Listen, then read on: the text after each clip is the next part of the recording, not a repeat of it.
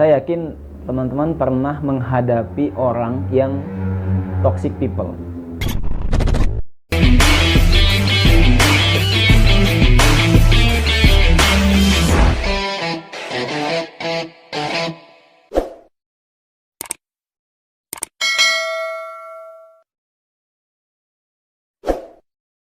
Halo, assalamualaikum kawan-kawan, teman-teman, sahabat, kolega dimanapun kalian berada.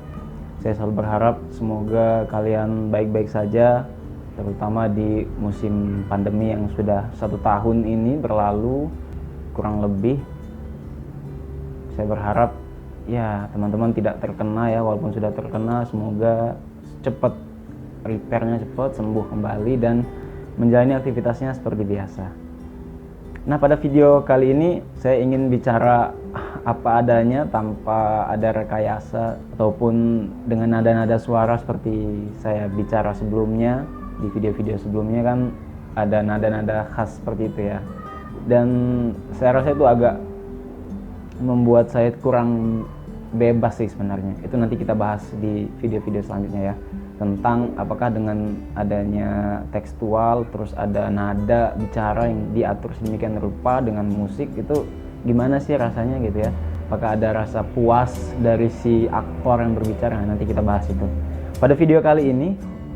Sangat spesial sekali, perdana saya jadikan video ini untuk satu playlist yang baru ingin saya coba buat ya, tentang yaitu satu sisi.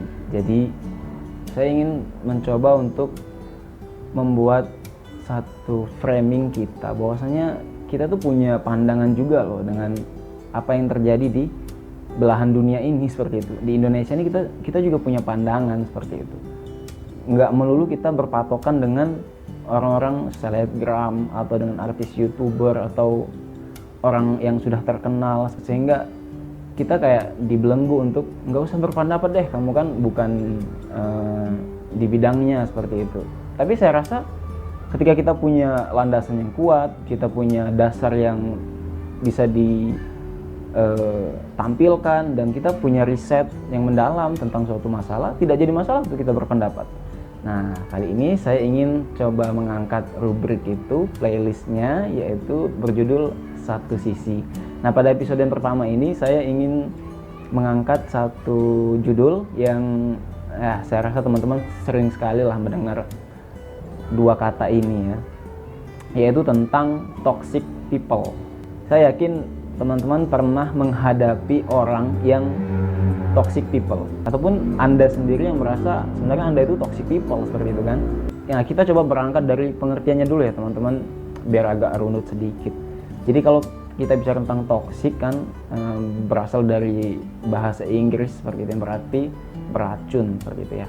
Kenapa kemudian kita mengambil kata toksik untuk orang-orang yang seperti ini ya, kayak gitu ya. Nah, kalau saya sih berpendapat lagi-lagi satu sisi, karena satu sisi tadi ya, pendapat saya bahwasanya toksik itu kan artinya beracun. Racun itu cara kerjanya itu nggak serta-merta teman-teman. Membunuh orang itu nggak langsung kayak gitu. Beda dengan misal kecelakaan ya, ketika orang meninggal karena kecelakaan atau karena gantung diri, lompat dari ketinggian berapa meter seperti itu. Tapi kalau racun itu perlahan-perlahan namun kemudian mematikan. Nah, kurang lebih orang-orang yang toxic people itu ya mungkin tidak sadar, ataupun kita tidak menyadari bahwasanya dia toxic people. Tiba-tiba saja mungkin kebiasaan kita yang biasanya seperti ini, nggak biasa seperti itu misalnya, tiba-tiba ikut-ikutan jadi seperti itu juga, karena sama dengan orang-orang yang toxic people tadi. Kita terpengaruh oleh dia secara perlahan. Nah, enak kalau pengaruhnya itu baik. Dalam konteks ini kita bicara tentang toxic people, artinya ini hal yang negatif teman-teman sekalian. Biasanya sih orang yang toxic people itu yang pertama, dia selalu negative thinking, pikirannya negatif. Beda sekali dengan orang yang positive thinking. Kalau orang positive thinking itu kan dapat masalah saja, dia coba mencari hal-hal positif dari masalah itu, mengambil hikmah, apa yang bisa dipetik dari pelajaran tersebut. Ya, seperti orang Islam kan, diajarkan ketika ada masalah untuk bersabar, mendapatkan suatu hal yang positif, mendapatkan rezeki untuk bersyukur. Nah, orang yang toxic people ini tidak seperti itu, dia negatif terus. Sekalipun itu mungkin hal yang positif. Ya, misal dalam sebuah pekerjaan misalnya, ada teman atau sahabatnya misalnya dari si toxic people ini mendapatkan pujian dari atasan. Nah, biasanya yang toxic people ini negatif tuh mikirnya. Aduh, si A dapat pujian nih, aku biasa kenapa enggak ya? Jadi pikirannya negatif tuh. Jangan-jangan si A ini main-main nih sama si bos atau punya hubungan khusus dengan si bos sehingga mendapatkan pujian. Jadi itu kan hal yang positif berubah jadi negatif ketika masuk dalam pikiran si toxic people. Nah, yang kedua, orang-orang toxic people ini biasanya juga dia sangat sulit untuk introspeksi diri, seperti itu ya.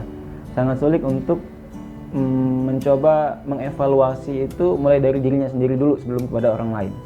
Terkadang, bahkan mungkin sering kali, orang-orang toxic people ini dia mencari siapa yang bisa disalahkan terlebih dahulu dengan adanya suatu masalah, ya. Jadi yang dievaluasi terlebih dahulu adalah orang lain, bukan dirinya sendiri. Yang dievaluasi terlebih dahulu adalah orang-orang di sekitarnya, dengan harapan bola panas itu bukan ke dirinya, seperti itu. Padahal kan sebenarnya teman-teman, ketika kita mengevaluasi suatu masalah, diri kita evaluasi sendiri, itu kan sebenarnya manfaatnya untuk diri kita sendiri, bukan untuk orang lain kan. Kita jadi lebih upgrade, kita jadi lebih mawas diri, kita jadi lebih wanti-wanti karena kita sudah evaluasi. Nah, tapi karena tadi toxic people, ya kan, orang-orang yang beracun ini, dia seringkali mengevaluasi suatu masalah itu dari orang lain terlebih dahulu tanpa mengintrospeksi dirinya sendiri.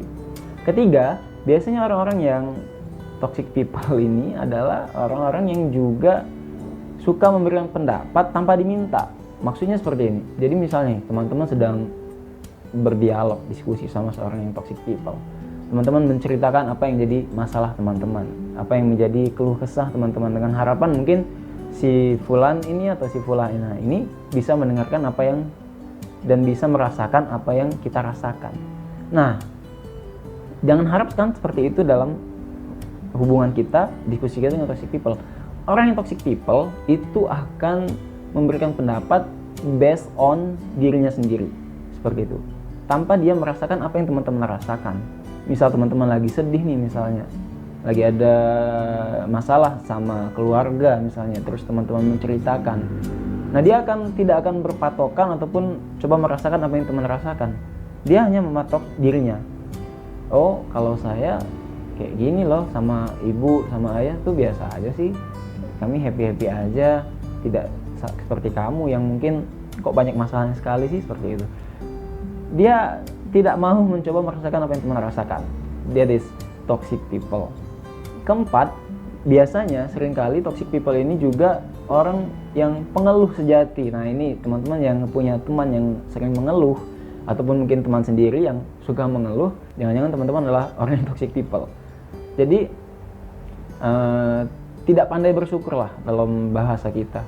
Dia sering mengeluh dengan hal-hal yang mungkin itu hal yang kecil, dijadikan keluhan, dijadikan masalah yang besar. Dikasih cobaan sedikit, keluhannya luar biasa, mencari sana sini kesalahan orang lain, kemudian berkeluh kesah tanpa ada batas. Nah, ini ciri-ciri orang yang toxic people itu seperti itu, teman-teman. Dan dia bakal mencari orang memang untuk diajaknya dialog, untuk diajaknya berbicara, untuk melepaskan keluh kesahnya tadi. Beda dengan orang yang ingin curhat ya. Maksudnya kalau orang yang ingin curhat itu kan keluh kesahnya memang curhatan yang memang dia lagi down dan pengen ada yang membangkitkannya, pengen ada yang memotivasinya. Nah, ini kalau orang yang toxic people ini, dia keluh kesahnya itu hal yang remeh-temeh seperti itu, dan bahkan mungkin bagi teman-teman itu bukan sebuah masalah tapi dikeluhkan. Dan yang kelima, ciri-ciri orang yang toxic people ini, tentu of course dia seringkali suka bergosip, bergunjing, membicarakan kesalahan orang lain, membicarakan keburukan orang lain. Ini kalau saya pribadi sih, ciri utama dari orang yang toxic people itu cikal bakal nih, orang ini bakal menjadi toxic people ketika dia itu suka sekali membicarakan keburukan orang lain seperti itu. Si fulan ini dulunya seperti ini, si fulana ini dulunya suka main ini, dan lain sebagainya tanpa ada rasa bersalah seperti itu. Nah ini teman-teman harus hati-hati dengan orang yang seperti ini, atau mungkin teman sendiri yang merasakan seperti itu, suka membicarakan orang lain, suka bergosip dan lain sebagainya. Ini bahaya untuk diri kita, bahaya juga untuk teman-teman di sekitar kita. Itu akan berpengaruh ya. Dan dalam Islam pun kan diibaratkan orang-orang yang membicarakan keburukan saudaranya sendiri itu kayak makan daging, ya kan teman-teman, makan daging busuk seperti itu kan. Kebusukan, keburukan teman sendiri dicerna jadi sebuah asupan dalam pikiran kita dan kita sebarkan pada orang lain, ya kan. Perandaiannya seperti itu. Nah, makanya jangan sampai kita jadi orang yang suka bergunjing, membicarakan kesalahan orang lain ataupun bergosip tentang keburukan-keburukan orang lain. Sebisa mungkin dihindari. Nah, itu mengenai beberapa ciri menurut saya dari sisi saya tentang orang yang toxic people. Nah, semoga kita bisa menghindari orang toxic people seperti ini.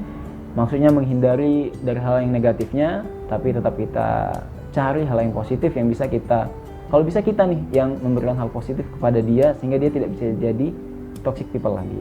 Ataupun ketika kita yang ada nih di diri kita ciri toxic people tadi, semoga teman-teman coba untuk mengevaluasi diri dan mengurangi perlahan demi perlahan. Demikian dulu mengenai toxic people. Nanti kita lanjut di video selanjutnya tentang mengenai bagaimana cara menghadapi orang yang toxic people ini, seperti apa sih sebaiknya. Oke teman-teman, see you next time. Assalamualaikum warahmatullahi wabarakatuh. Dadah.